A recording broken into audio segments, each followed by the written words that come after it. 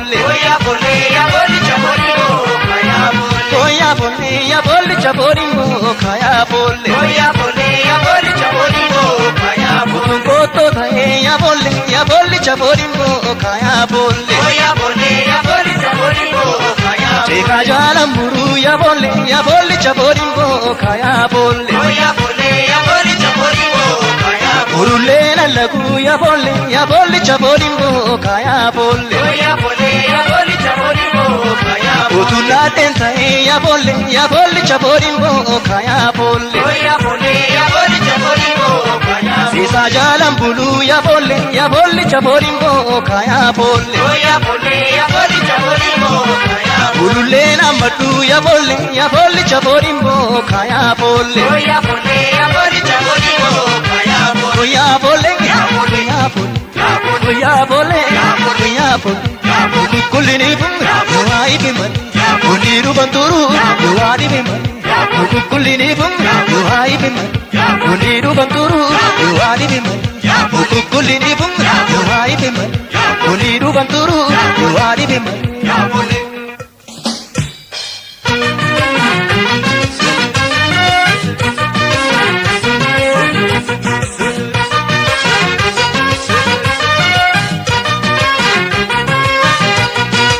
Sholole ko shololi parikari yadamma malo dadunga dugara pari.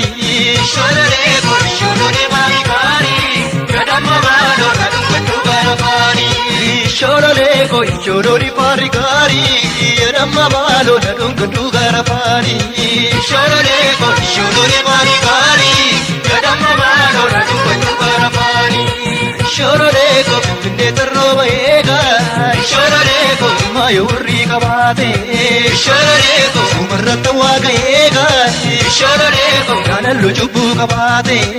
Sholole ko Utiyo garatto lote. Sholole ko Magaru ko bichi sipta. Sholole ko Janana torbari kune. Sholole ko Ragina jipi sipta. Sholole ko Shololi parikari yadamma malo dadunga dugara pani.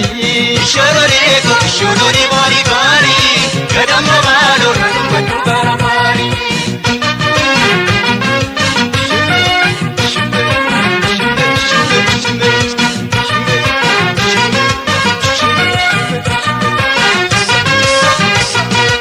Sholole ko shololi parikari yadamma malo dadunga dugara pani.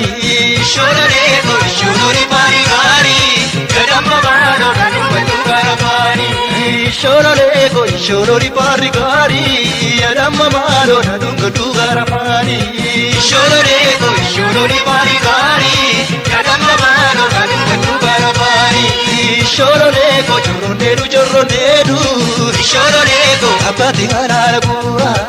Sholole ko Mujoyono manangore Sholole ko uranyara nati gura. Sholole ko Agadaru lachiredu Sholole ko lachiredu adira. Sholole ko Adararu rati beku Sholole ko rati bek nan adira. Sholole ko Shololi parikari yadamma malo dadunga dugara pani. Sholole ko sholole parikari yadamma malo dadunga dugara pani.